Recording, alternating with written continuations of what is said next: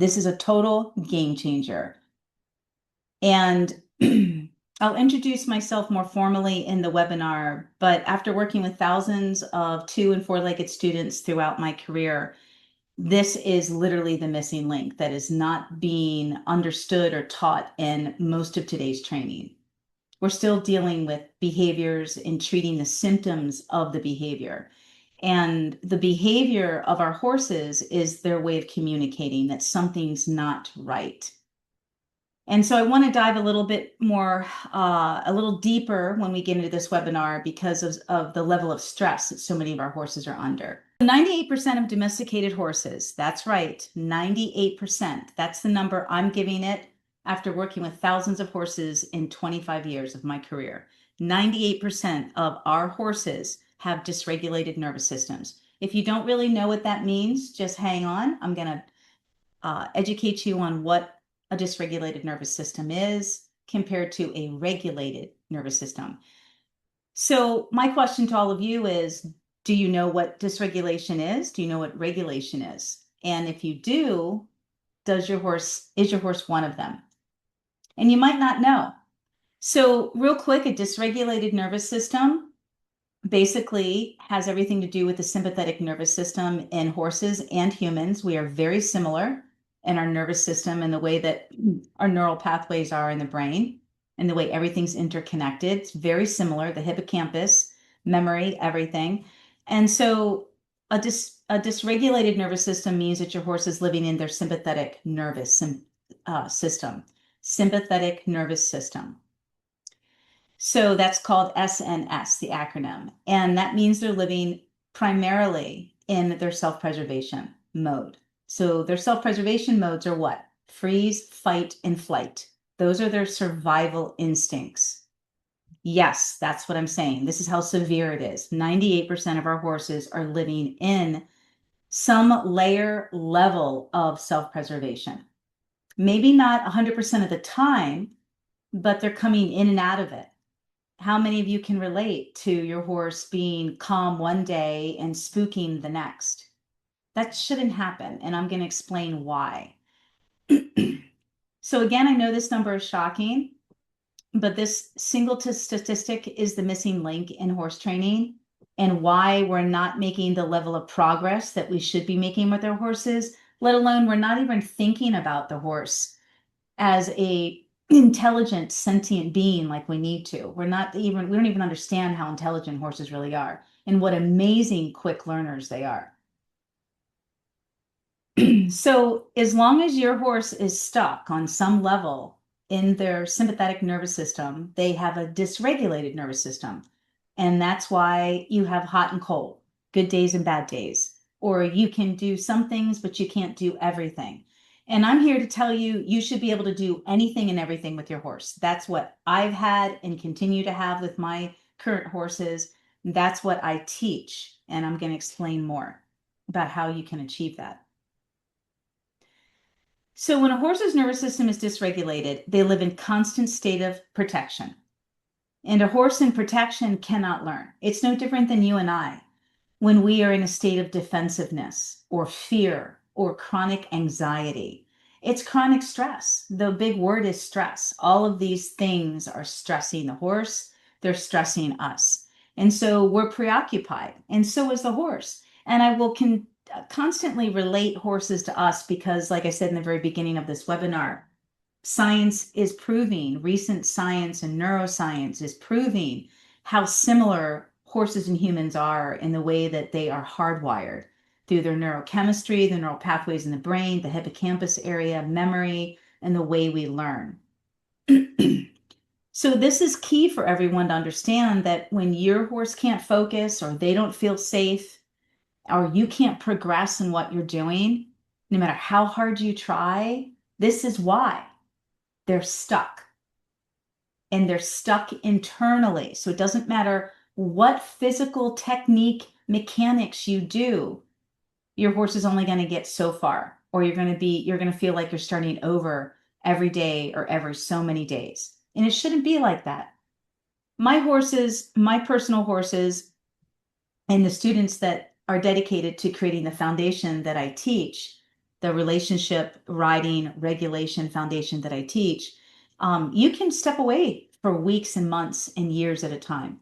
I have so many videos on my YouTube channel throughout the last 7 years where I'm just videoing once a week. I'm not working with my horses. I'm not training my horses. I'm just doing a video with them. But we don't forget what we've learned. And because the foundation is there and the regulation, not dysregulation, the regulation is there. And of course, the relationship is there. It maintains itself. It maintains itself. This means I don't have to go out and lunge my horse to get the excess energy out of my horse. It doesn't work like that.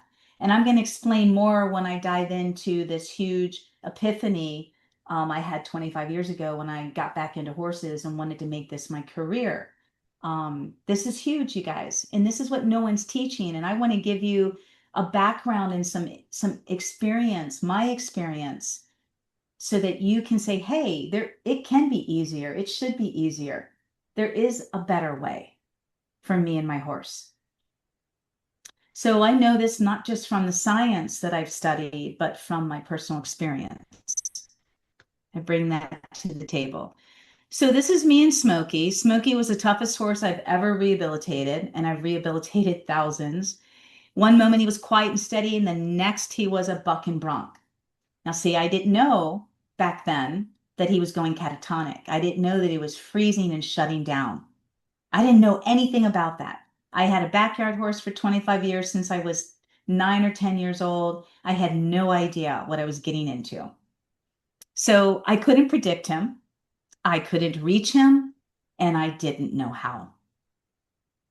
And so when I got back into horses 25 years ago, I took a 2 year sabbatical, so to speak. And that means that I paid myself enough money to pay for myself and my horses. I had three, including Smokey, so that we could study and go wherever we needed to go in the country. I had enough money to study and maintain our lifestyle for 2 years. And then I'm like, in 2 years, I better know enough to start my own business. And that's what I did.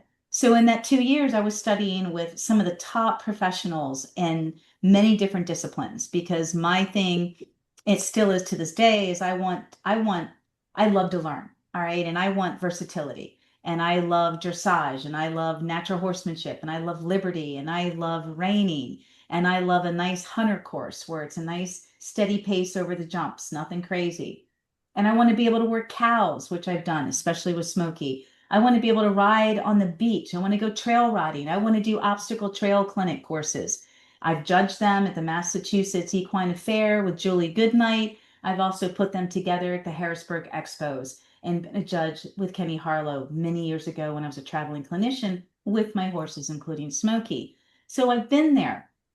And when I was studying and I had first acquired my Trinity, as I call it, and Smokey was part of my Trinity, my first three horses back in, I wasn't getting anywhere. And the things that these professionals were telling me, like get after him, he's being disrespectful, push him through it, kick him, ride the buck out of him, I'll ride the buck out of him, put a bucking strap on him. None of it worked. And I personally was not going to put my horse through what some of these guys wanted to do. And I didn't. But even pushing him past my comfort obviously pushed him past his. And it just kept escalating. It never got any better. And and that wasn't just Smokey. I had two other horses at the time that were equally as challenging, but not as dangerous. And so I devote my entire work, my manifesto, as I call it, my big program, my training system that you all are going to learn about. It's dedicated to these three horses of mine that are no longer with us, unfortunately. So, they are the legacy of my work, but they are the ones that made me look deeper.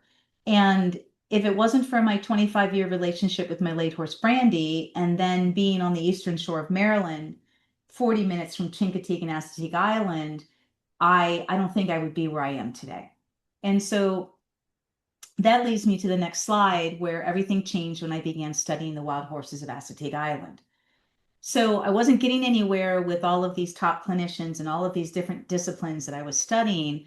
I literally had to just put Smokey on the back burner and work with Sundance and Legend at the time, because while they might have been easier only because they didn't have as many triggers as Smokey, like I said, they weren't as dangerous, but they were still challenging in their own unique way. Oh my gosh. But what I kept going back to was my experience with my late backyard horse, where I didn't have these types of issues at all. And remembering, all the wonderful things I was able to do with my horse, and how, why there was no stress. Now, why are the three horses that I have, and now I'm starting to encounter other horses, are so stressed out. There's so many triggers. And so it's like you think you get somewhere with them with a specific lesson or exercise, and then you hit a wall. And the more you push, the more it escalates. And so I spent a lot of time studying the wild horses for many different reasons, between rollerblading and biking and jogging. And I was an artist and going to school, Salisbury University, as a Bachelor of Fine Arts major. So I spent a lot of time there for a lot of reasons. And then when I could ride during the winter months, you can ride on the beach October through April. So it's just fascinating how calm and peaceful wild horses are. And there's so many wonderful um, organizations devoted to preserving wild horses or observing them. And you can join so many different social media, Facebook groups, or even go on YouTube and you can start, they've got cams, they've got wildlife cams on these wild horses 24/7. So you can really get an idea of what the wild horse is. And they are so different than our domesticated horses. And I keep coming back to that because for me, everything comes back to who the horse really is. And when we're dealing with domesticated horses, our own horses, we're dealing with what we've created. So we really don't even know who our horse is because they're constantly in a self-preservation mode. They're constantly being triggered, they're constantly getting stuck. And all of this comes back to, again, the rewiring, the inside of them. It is their nervous system.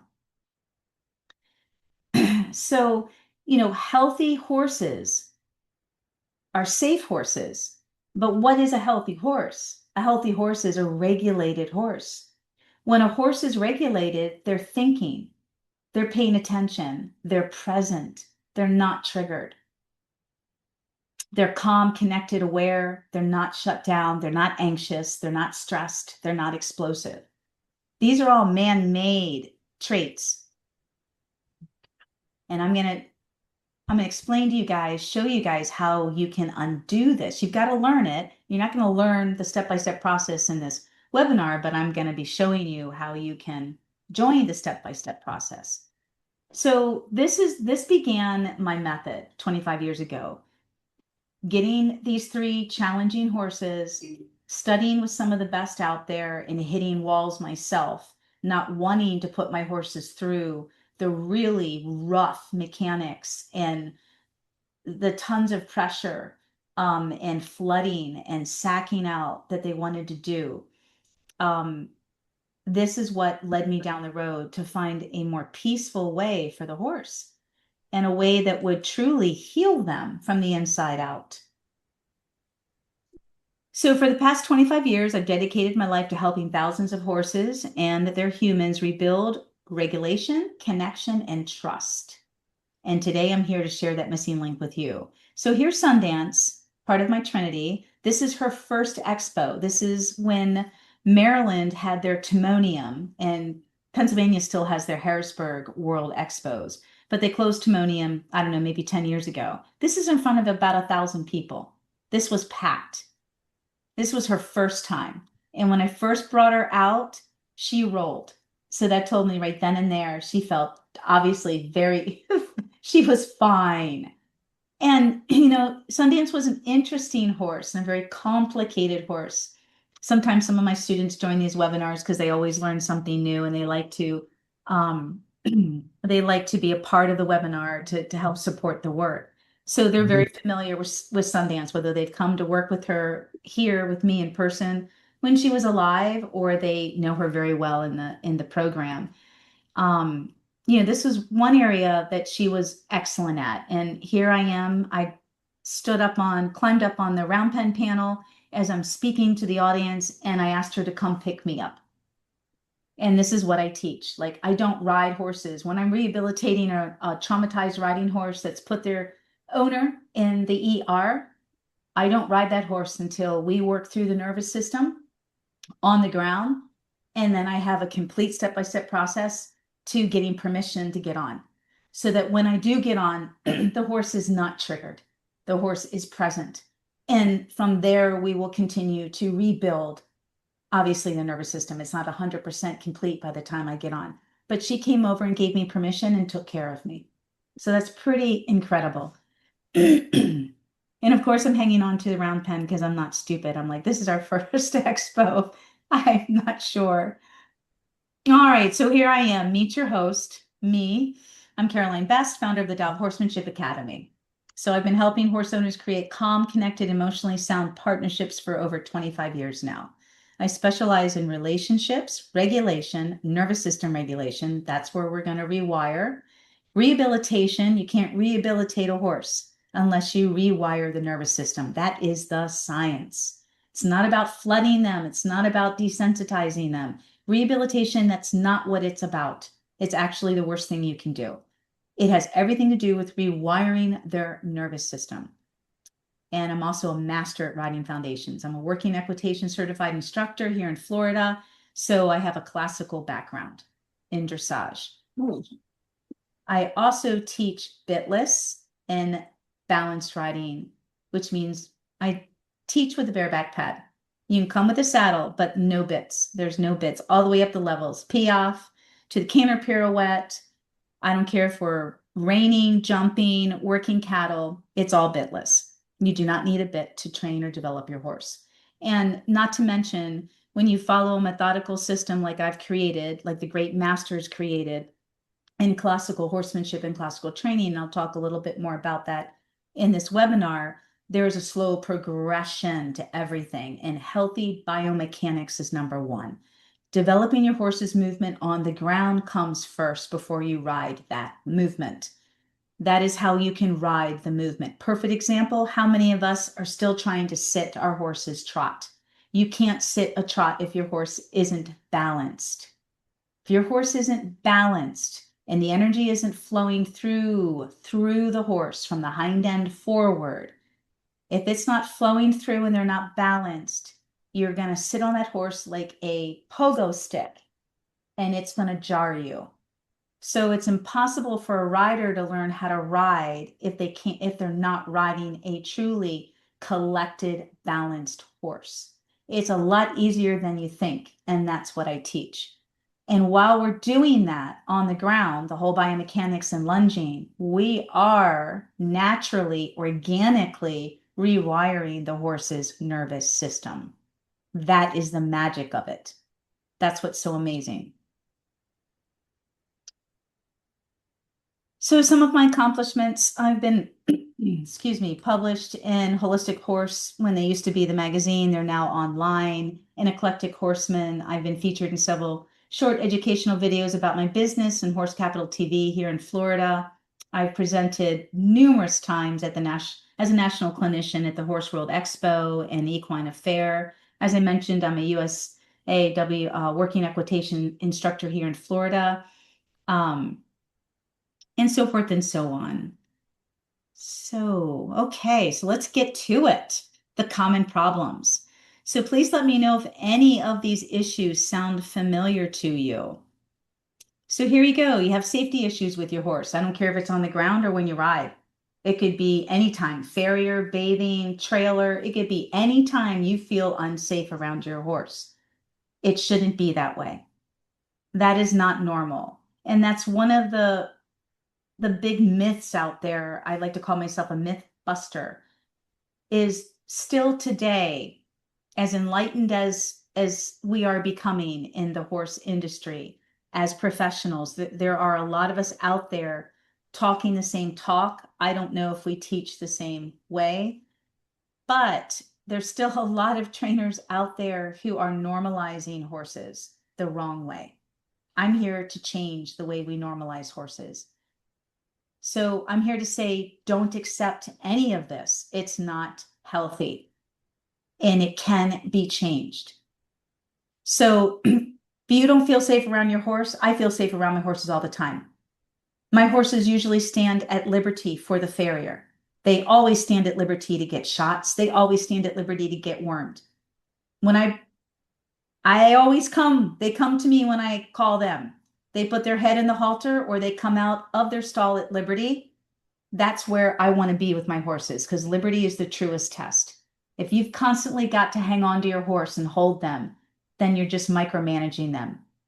You're just treating a symptom. You're not developing the relationship, the trust, the respect that you need, the connection that you need.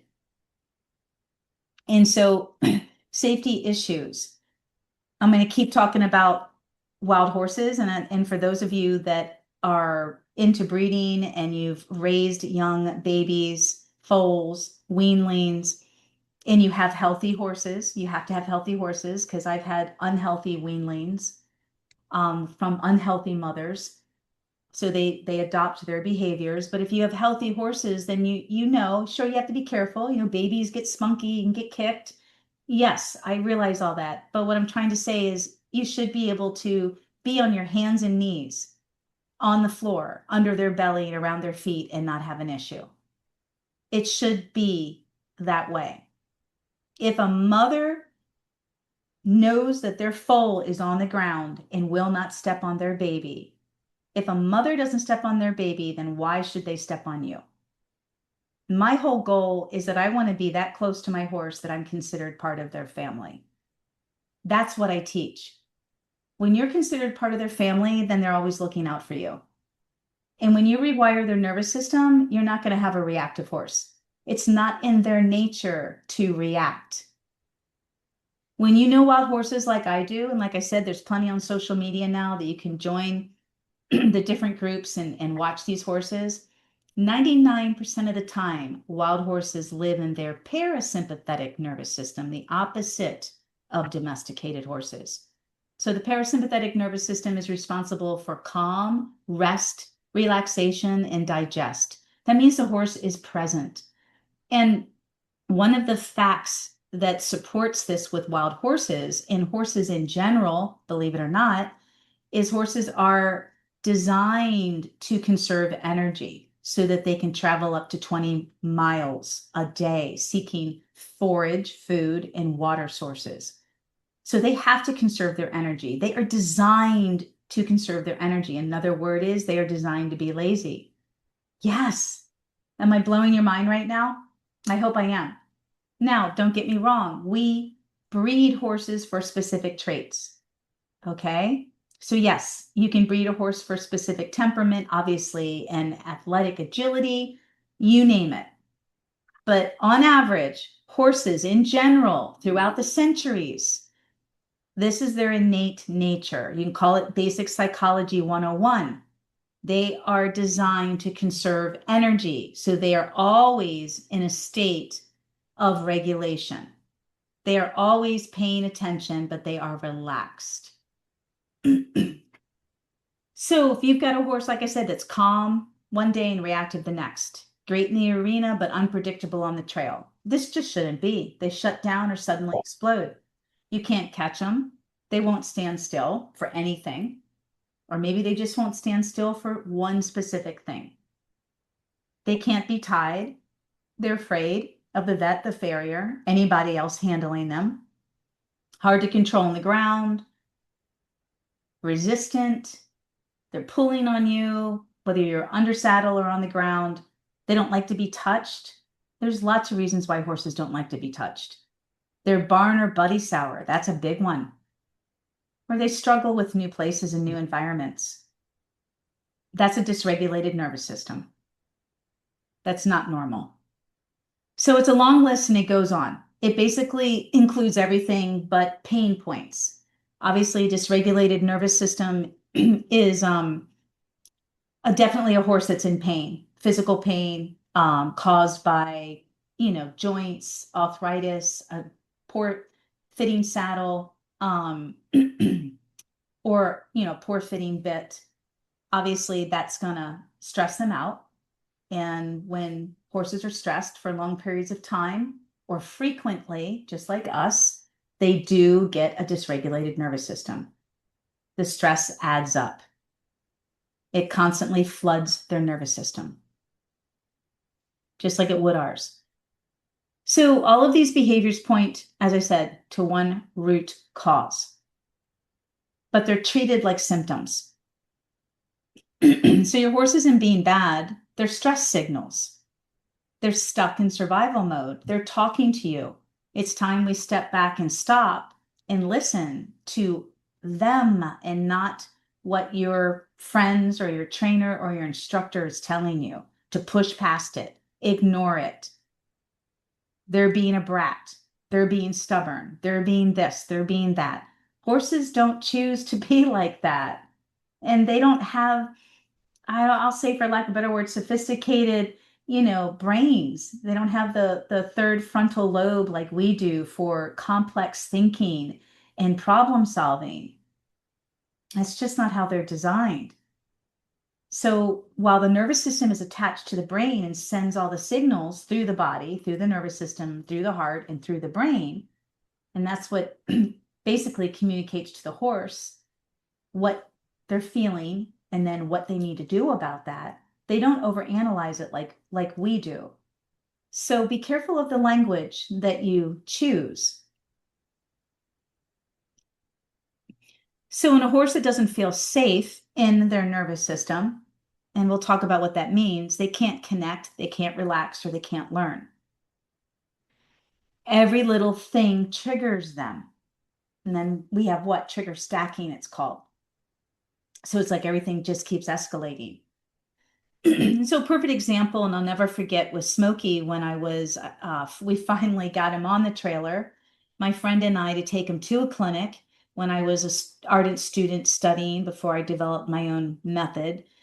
And I was with a top professional, one of the top in the world, one of their instructors. And it took hours to get him on the trailer, and he was soaking wet. And 3 days later, after the clinic, the instructor couldn't get him on.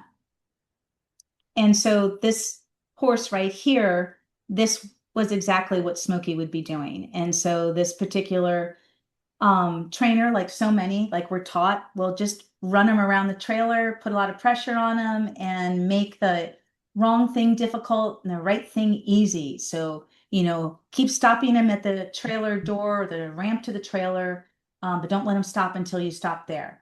And it never worked. So I eventually had to spend another night, and I got Smokey on calmly. Took an hour, but I got him on. I had to hand walk him on eventually. So it doesn't have to be like this. The more you push, the more they resist. Training can't fix a dysregulated horse. That's because they can't think when they're in self-preservation. Can you think when you're stressed out, when you're overwhelmed? Are you having an anxiety attack? Are you feeling defensive? Are you mad? Are you angry? Are you sad? We go through those emotions. And are we good at thinking? No. Not when our emotions flood our nervous system. It's no different for horses. So training can't fix a dysregulated horse. That's because you've got to restore regulation before you train. Now, this doesn't mean you don't learn mechanics or certain techniques to restore regulation. Obviously, you have to. But this is why so many people keep getting stuck. Why it's not working. This is common. Let me know, let everybody know if you have been there and if you agree with this. But traditional methods create learned helplessness. The horse looks compliant, but nobody's home. They've shut down, they've checked out, they've gone on autopilot. Disconnection, pressure and release tactics, they eventually might make them obey, but it doesn't make them really seek you out or bond with you. Horse doesn't choose you. and you haven't fixed anything. The horse just realizes that they absolutely have to do what you've asked them, but they're still deeply disconnected to you. Horses aren't stupid. They figure out what they need to do to survive with you. So if you keep doing a lot of pressure and release tactics to them, they'll figure it out, but it doesn't mean they want to be with you. And then there's symptom management. This is 98% of trainers. They treat the behaviors, not the root causes. So how many examples? There's a million. Let's say your horse won't back up. So instead of teaching them how to back up, and it is a process, you make them back up with a lot of pressure, a lot of force, maybe some punishment. Maybe they get smacked a couple of times until they get out of your space. But you're not teaching them. I mean, maybe you're teaching them to be afraid of you when you raise your hand or you look at them or talk to them that way. But you're not teaching them to stay out of your space. In horse training, it's all about education. And that's why after so many years of studying with some of the best, when I got back into horses, I ended up seeking some of the great classical masters because I needed to find a softer, more peaceful way of educating the horse. So the horse retains the information. They actually learn, and they want to learn.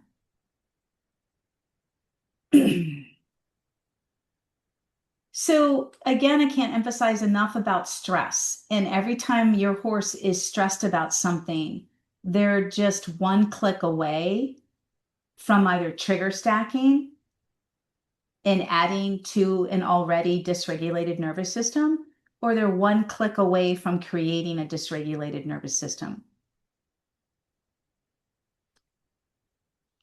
I think it's hard, in my experience, with students, with human beings as students, people, because we are so out of touch and disconnected from ourselves. You know, how many of us are aware of the level of stress that we're under? How many of us take care of our levels of stress? So one, are we even aware when we're stressed? Are we aware of what it does to our bodies, how it affects us, our health, our relationships, our well-being? So if we're not even aware of how we feel when we're stressed, it is going to be hard to open up and see our horses, to read our horses when they're stressed.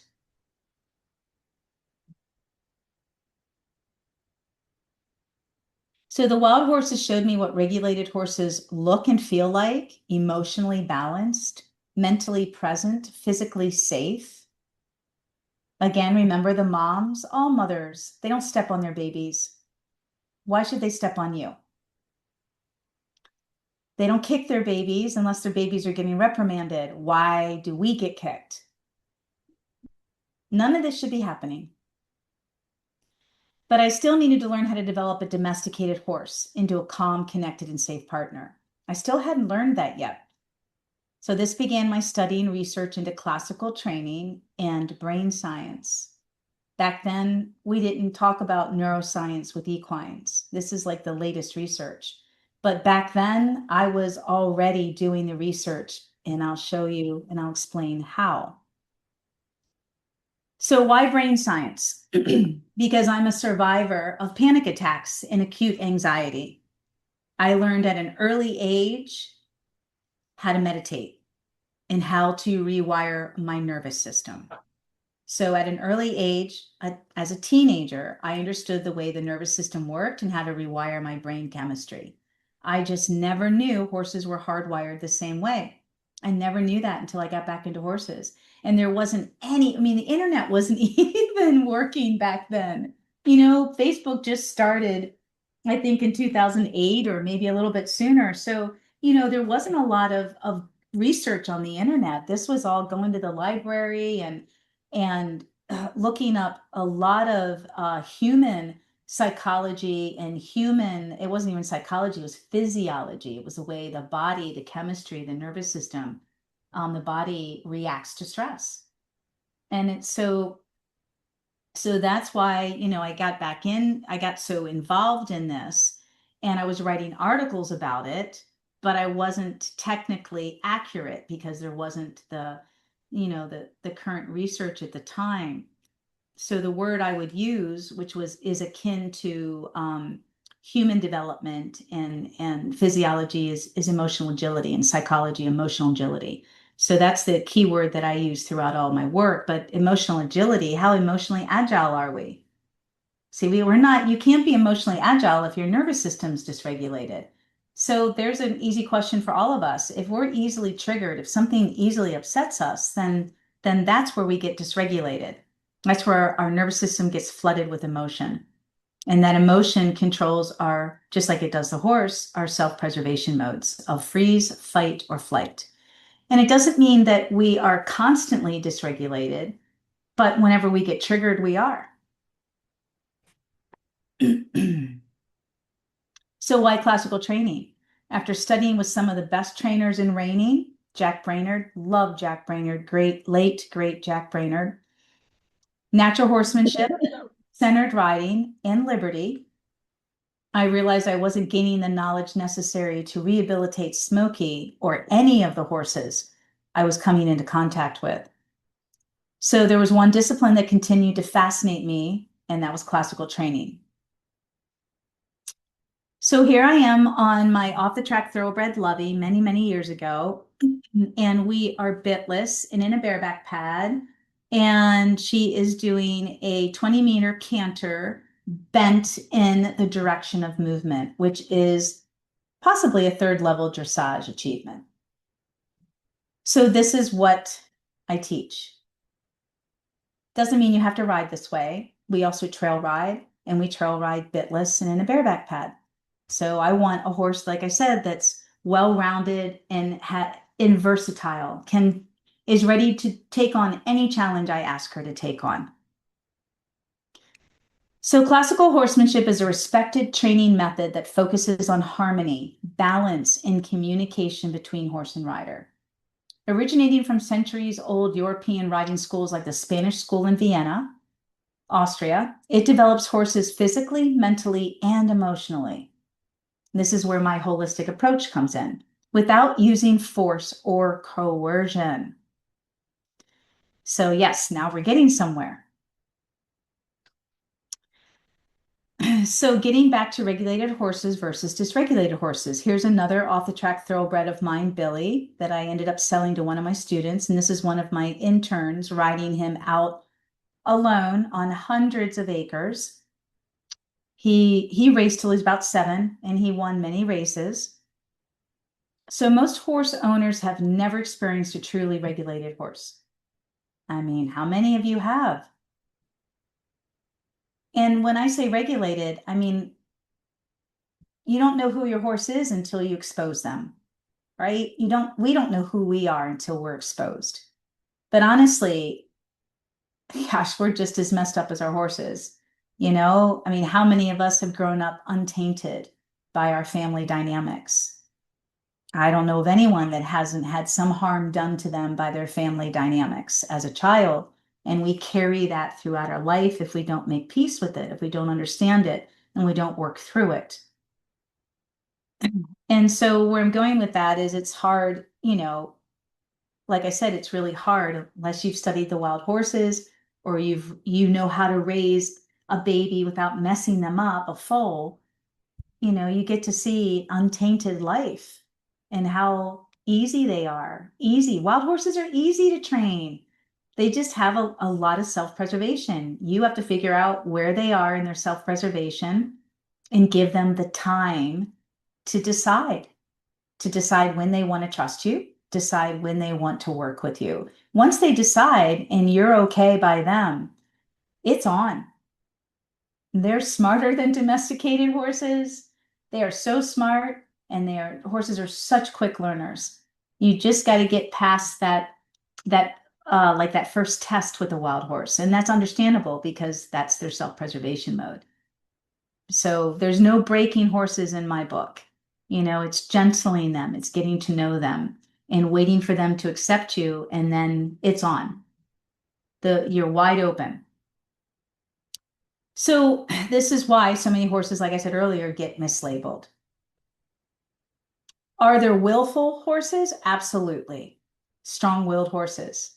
Are there stubborn horses? No. Are there testing horses? No. Disrespectful? No. Lazy by nature? Yes. Resisting? No. We create all of this, or we don't teach it. So a young horse, sure, they're going to become disrespectful if we don't teach them how to respect our space. If we don't teach them behavior like their mother does. And yes, there are horses that have a lot lower energy levels than other horses. Absolutely. And for many different reasons. To me, I respect that. I'm not going to expect my 2,000-pound, 18-hand Frisian sport horse, Zor, to be able, he's a beautiful mover, but he's not sustainable. He can't, he's one and done. He's too big. He gets hot too fast. His natural instincts for his size are telling him to conserve his energy even more. So, we have to be really fair. We have to understand the horse and where they're coming from. Get to know your horse. Get to know your horse first.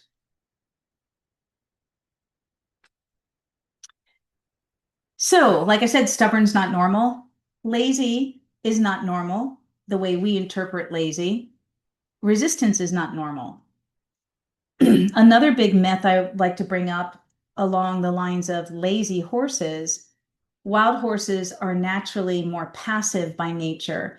All horses are more passive by nature. I'm not talking about stallions. I'm talking about, let's just do a herd of mares that choose. These horses also get to choose each other. It's not the same for domesticated horses.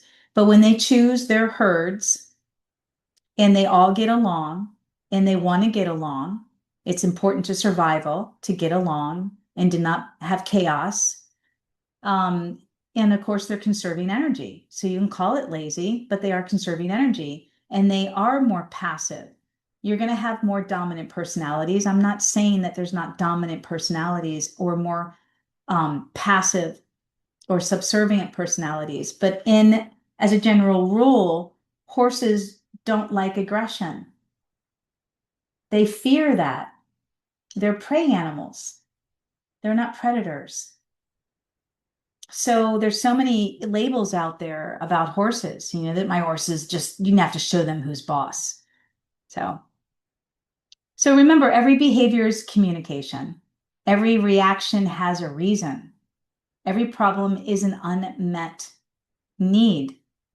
Once you understand this, everything changes. Sometimes just changing your mindset, just being aware that, hey, I'm asking my horse to go in this direction, and for some reason they don't want to go. Is it a threshold? Is it a physical threshold? Is it also an emotional threshold that they've just gone too far, whether it's a trail ride or we're in the arena and they don't like working in this one area? All of this should not be a problem, is what I'm saying. So I don't have to know, as an equine rehab specialist, I don't need to know your horse's history at all. Every horse goes through an assessment, and that's what I teach in my method, is how to assess your horse. So you kind of get a baseline of who you're working with, but they're going to go through the same litany of exercises to help regulate their nervous system regardless. They all are. And once their nervous system is regulated, then they're going to be open to connecting relationships, to working with you, to having a conversation. They're not going to be reactive. They're thinkers. They're going to be able to trust you because you've earned it by helping them work through their nervous system regulation. And then by the time you get to the old spot that was a problem, whatever it is, the trailer, the stream, the woods, the arena, around the corner of the barn, it's not going to be an issue anymore. It just fixes itself. Nervous system regulation fixes everything. And there's a whole science to this, you guys. It rewires the brain. It rewires the new memory and replaces the old memories with new memories. That's how profound it is. It's the same for us. So this became the revelation for me, how science, classical training, and a holistic approach creates a well-rounded and versatile horse who's regulated, healthy, and happy to be with you and work with you.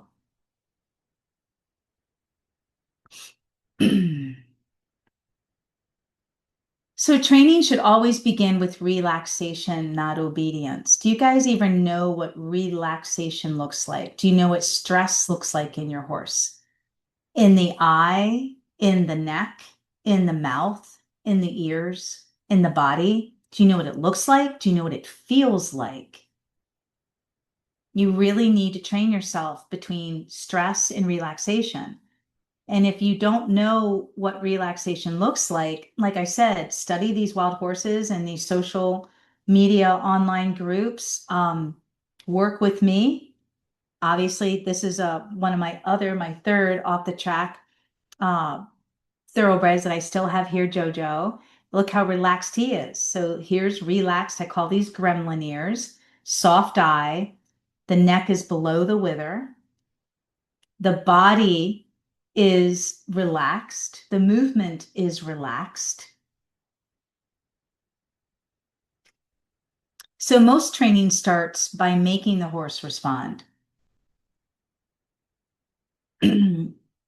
Horses are smart, you guys. My method starts by getting the horse's attention. And then again, you have to assess them. If I get their attention, does that just send them off? Does that trigger them? Or does that pique their curiosity? So I'll give you one of my secrets to assessing horses. It is this black and white. This is easy. Remember this. Is your horse confident or are they unconfident? Are they a confident learner or an unconfident learner? I have specific exercises in the way I teach. For every horse, they go through the same emotional agility tests to see how they rank on a scale of are you confident or are you unconfident? Because if you're unconfident, you're dysregulated. Things are going to trigger you. It's that black and white. If you're confident, you're what? You're curious. Your horse is curious. They're open. Just like our babies until we ruin it, till we knock the curiosity out of them and replace it with fear.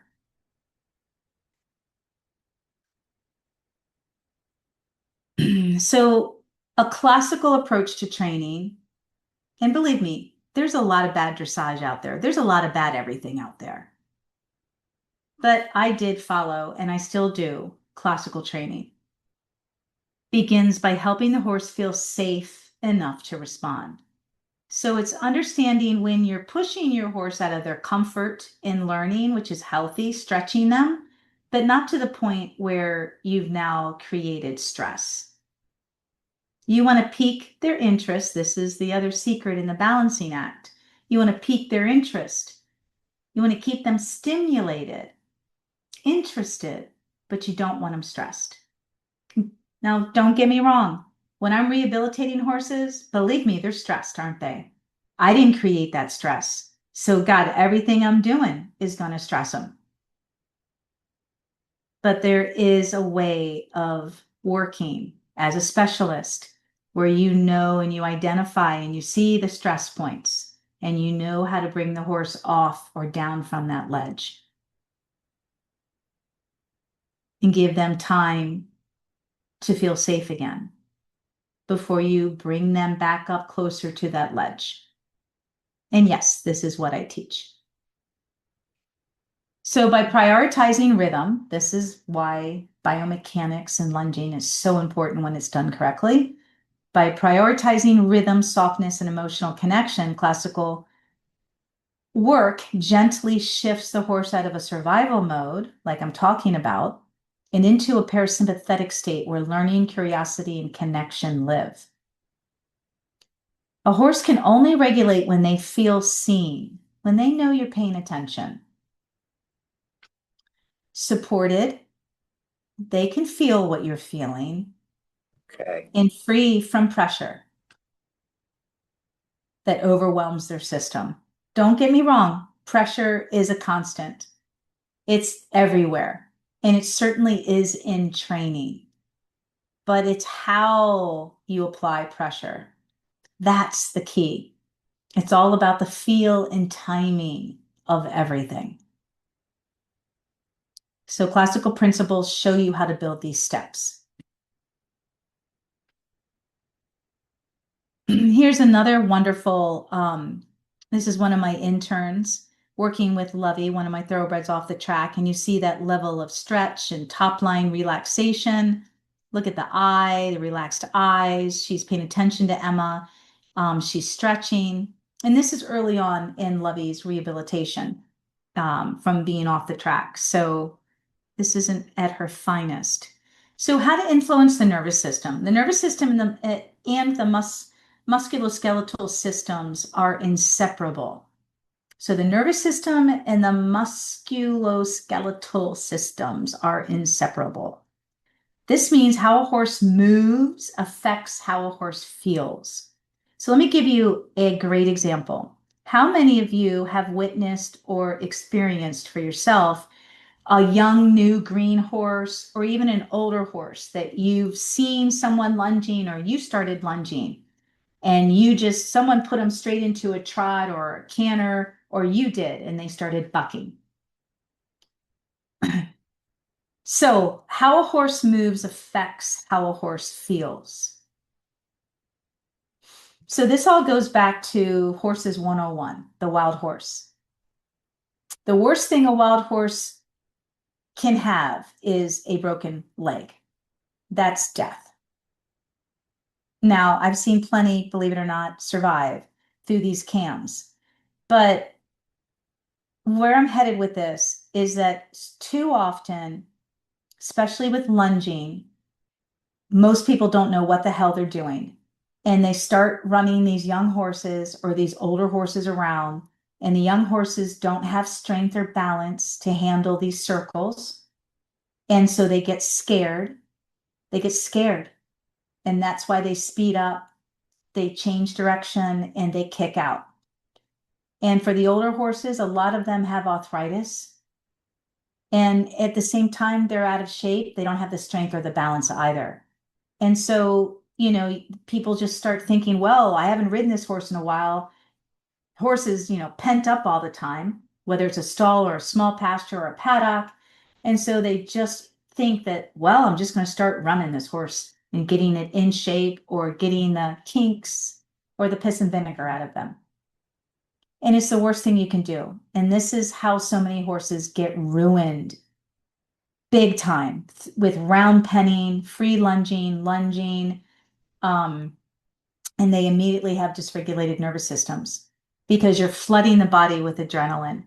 So in the wild, remember, if a horse is lazy in the wild to conserve energy, they're walking 99% of the time or 95% of the time, grazing, sleeping. So when they have to pick up speed for fight or flight from a predator or perceived danger, they naturally flood their entire body, their nervous system. They flood it with adrenaline to get them moving. And that is what happens to them naturally. So when your horse has never been lunged or they haven't been lunged in a long time, all of a sudden you're flooding their body with adrenaline. What do you think it does to them? It makes them feel awful. Not to mention they don't have the strength or balance to handle that movement, whether you're riding them or free lunging them.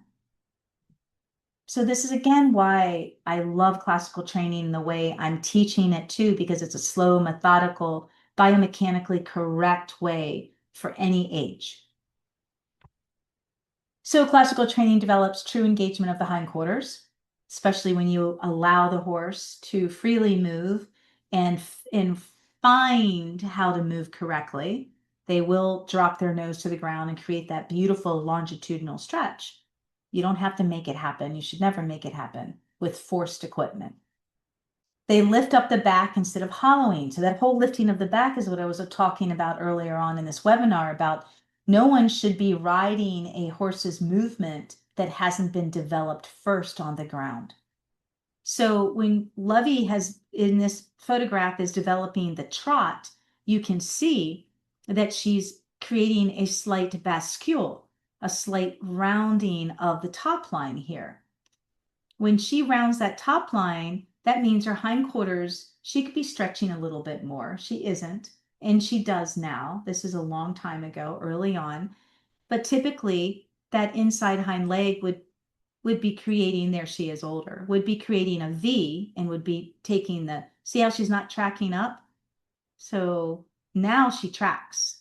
Now that inside hind leg would take the hoof print of the, or that's her outside hind would take the hoof print of the outside fore. So that means she's using her hind end. That's lifting the back. And that's what creates beautiful movement. That's what creates self-carriage and collected movement. So you want free elastic movement that encourages release rather than brace. And the beauty of all of this, when you do it right, is you're regulating the nervous system. Yep. So science behind that is, this is what I learned when I was suffering acute panic attacks. And what I learned was meditative breathing. But any rhythmic movement, anything rhythmic, helps you release endorphin and dopamine. Dopamine.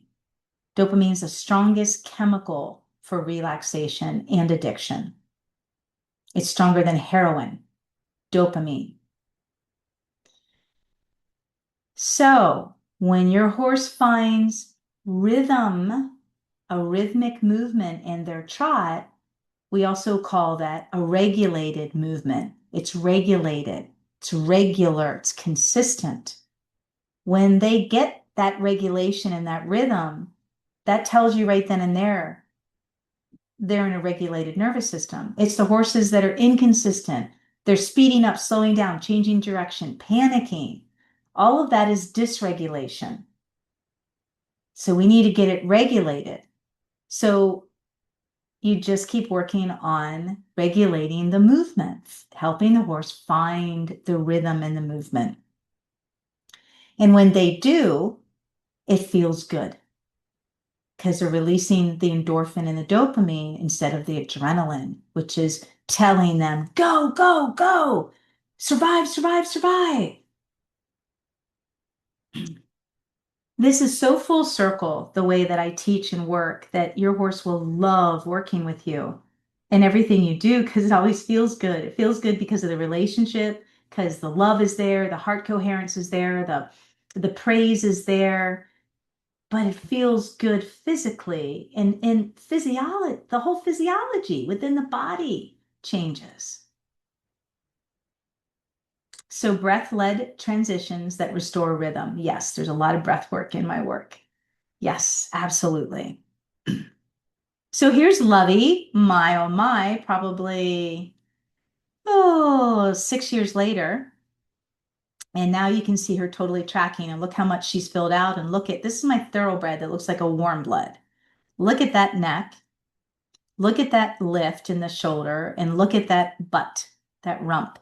So these biomechanical changes stimulate the vagus nerve, release tension from the pole where you want to ride, and you want to have connection when you ride at the pole, to the tail, and reduce the horse's sympathetic load.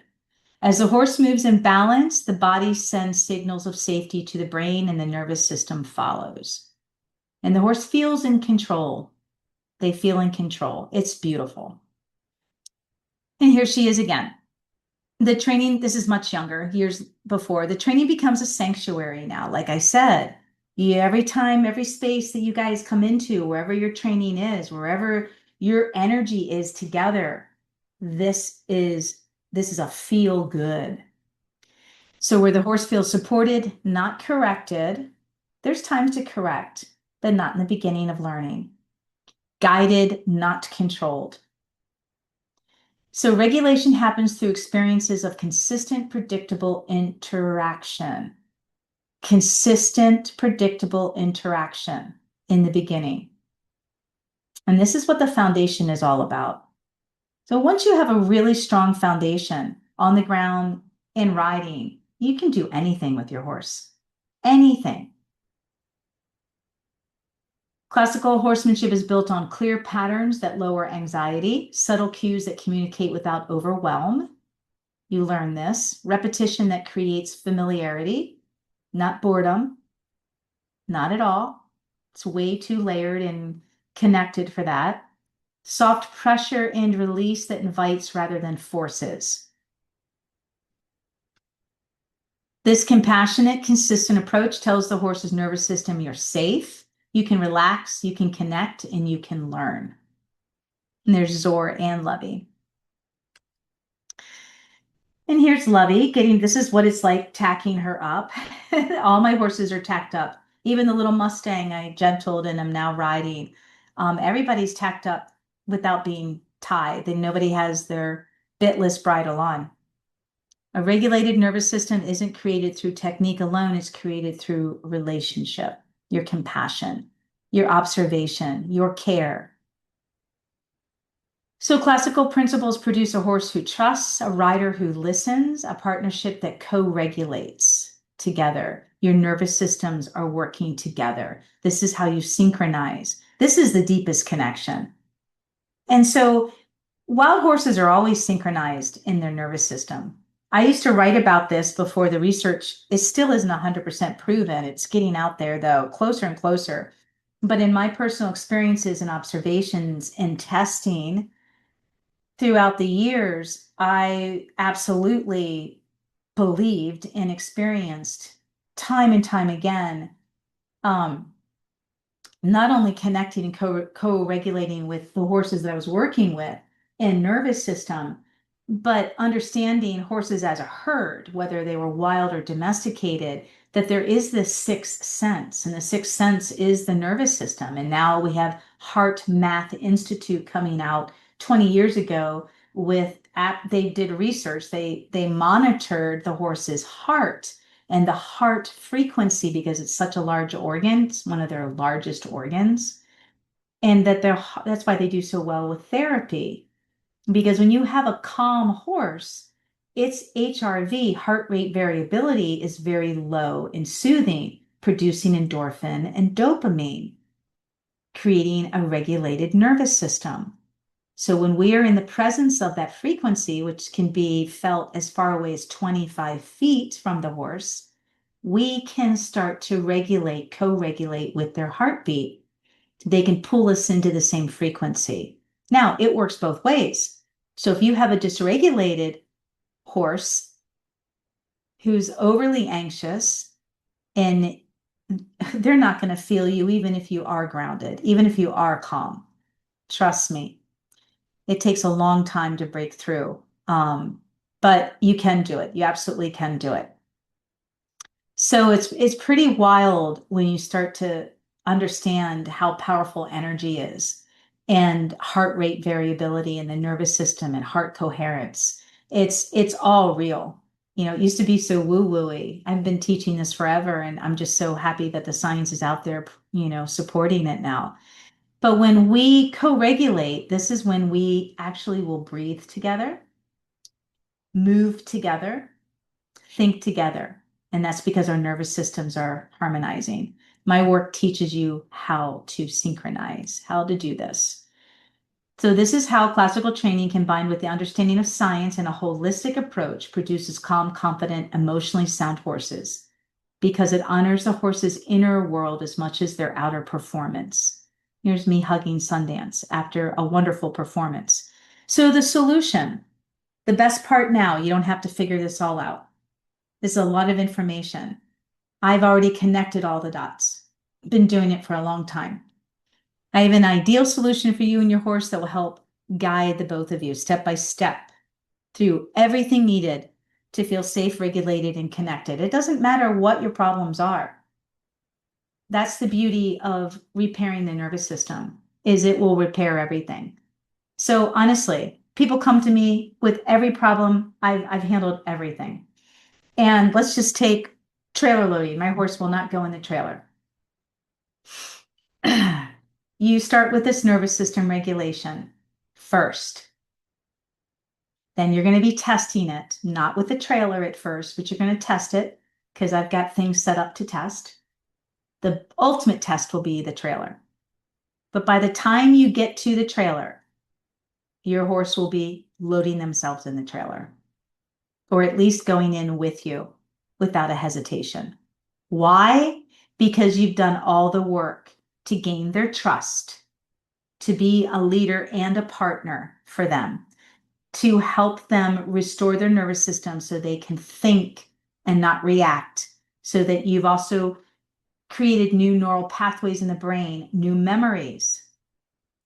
And you've been testing, building their confidence with situations. So by the time you get to the big scary thing, you're gonna have a conversation with your horse. They're gonna trust you because you haven't let them down. And they're gonna feel so different about the entire experience. It's gonna be an entirely new experience for them. This is the science. This is how it works.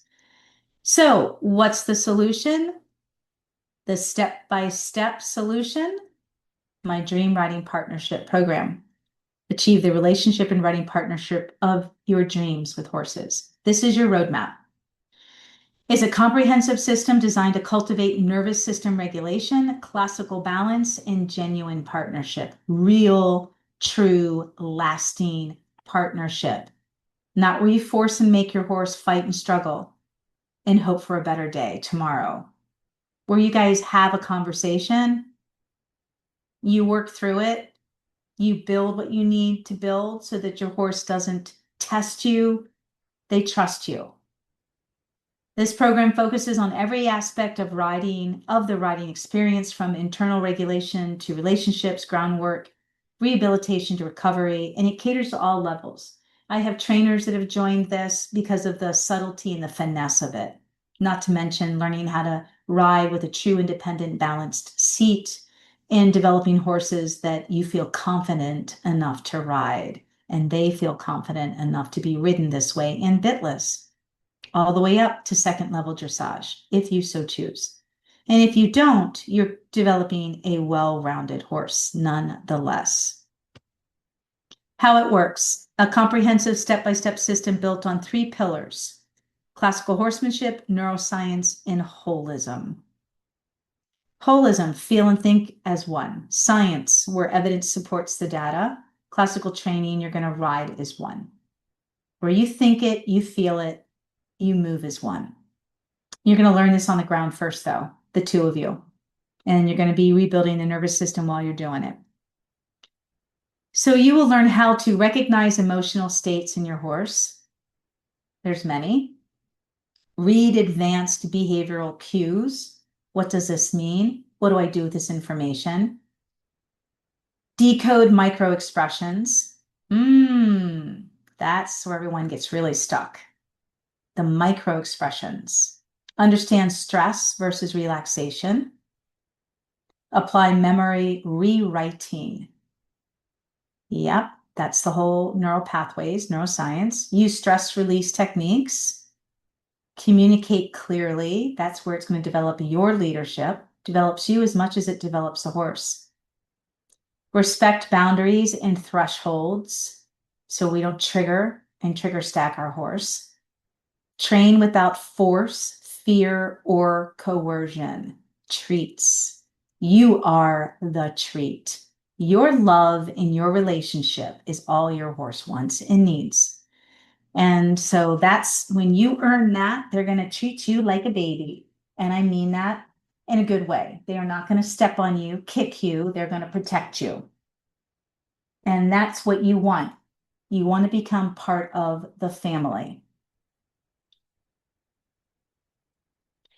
So part of all of this is learning how to assess your horse.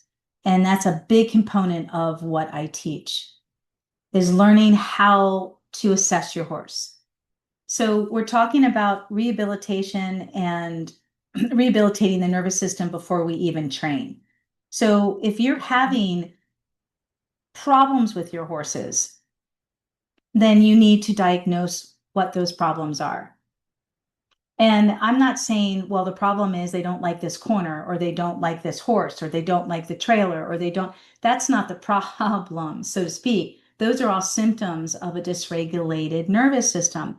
What I'm trying to identify is the number one problem to all of these symptoms is the nervous system.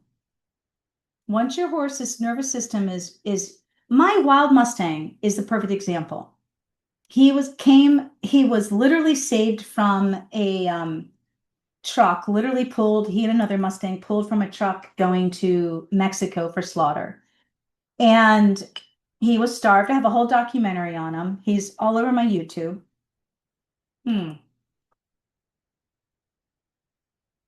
Excuse me. And once I earned his trust to touch him, and it took about 2 weeks, that's it. And it's all quiet energy work. All I did was I was the one that fed him, cleaned the round pen where he stayed, gave him fresh water, and just did what I teach. And in 2 weeks, kept pulling the food closer and closer. And in 2 weeks, I was able to touch him. And that was pretty much it. From there, we just kept going forward. Nothing was a problem. He self-loaded into the trailer, even though he was trailered here and he was untouched. He had definitely come from a holding facility somewhere in Nevada, Nebraska, and then he was in Texas, and nothing's an issue for him. My horses can run around and decide to get spooked about something while we're all out working together, and he's the only one standing there looking at me like, why are they acting like that? He's not afraid of anything. And if he is unsure, he just stops. And that's fine. I pay attention and I go and love on him and I wait. And he looks at me and he looks at whatever and he licks and chews and he's fine. So often we don't pay enough attention to even see those subtle cues of the horse just needs a little bit of time to decide. So assessing is really important. So why my method works? 25 years with thousands of students, 2- and 4-legged. It's very deep and comprehensive. It's clear, it has clarity, it's emotionally intelligent. It has a testing process. It's been tested and tested and tested. It has heart, it has foundation, proven results, and it transforms horses and humans from the inside out. So here's just a short, not a short, but a small collage of some of my students doing some amazing things with horses, their own horses. So don't just take my word for it. You guys are going to hear, I've got some video testimonies. I've got a ton on my YouTube channel. I've got a ton on my website. So before and after transformations, I'm going to jump to that. So thousands of students have achieved success using my method. These are normal, predictable outcomes when you work with horses the way they're naturally designed to learn. So any horse, this works for all horses because they're all designed with the same nervous system, physiology. They're just three of many. As I said, they're on YouTube. They're going to go through them. A journey. And we'll just keep. And then here's just a bunch of screenshots of why the people love the Dream Riding Partnership Program, formerly called the Mastery Membership Program. So awesome, amazing program. It's not for everybody. It's for those where the horse is more important, the relationship is more important, the moment, the feeling. It's an education of oneself, soulfulness, authenticity, abundant educational materials. I'm constantly updating and adding things, you guys. It's challenging, intimate, diverse, enlightening, and rewarding. The horses love it, so on and so forth. You guys can take a look at, like I said, my website and or my YouTube channel, Dow Horsemanship. So I have an offer for you before we get to the Q&A. So here's an opportunity to join this life-changing program with my exclusive webinar only pricing. My package, there's 3 packages. Each one comes with the full program. All 13 courses, hundreds of step-by-step videos, written lessons, supportive Facebook community, Q&A forum, and you have the full program access immediately as soon as you join. You have a 12-page table of contents. That's your outline for your curriculum. The first package is the silver. It's a yearly package. I'm offering $50 off for only $449. You get the full program, 1-year access, and you can upgrade the credit. You can apply that $449 towards the lifetime. And you can just click this link. The next is the gold package. Originally $19.99. It's $14.99, save $500. Values almost $2,500. You get the full program, lifetime access, and a bonus course. My bitless bareback confident riding course, which is an addition to what you're already getting in the full program. It expands and really breaks things down. So you get a bonus course with that for $14.99. And the platinum package. This is for the trainers, people that want to apprentice, passionate learners. Originally $3,000. It's $21.99. You save $800. Value almost $5,000. The entire program, lifetime access, and 5 bonus courses, plus my video library, which has hundreds of random videos and I think about 10 short courses on restarting different types of horses, rehabilitating different types of horses. So right here, you have the bitless balance course, my off the track retraining course, any horse, but off the track OTTB, your young horse course, taming the wild horse, and the video library. So this is your moment. If you feel that quiet pull, a knowing that you and your horse are meant for more, this is your invitation. This is one of my students, Lydia, with, I think that's Comanche. Your horse is waiting for you, and they're always the first to feel the difference when you choose clarity, compassion, and growth. Your dream riding partnership isn't someday, it begins the moment you say yes.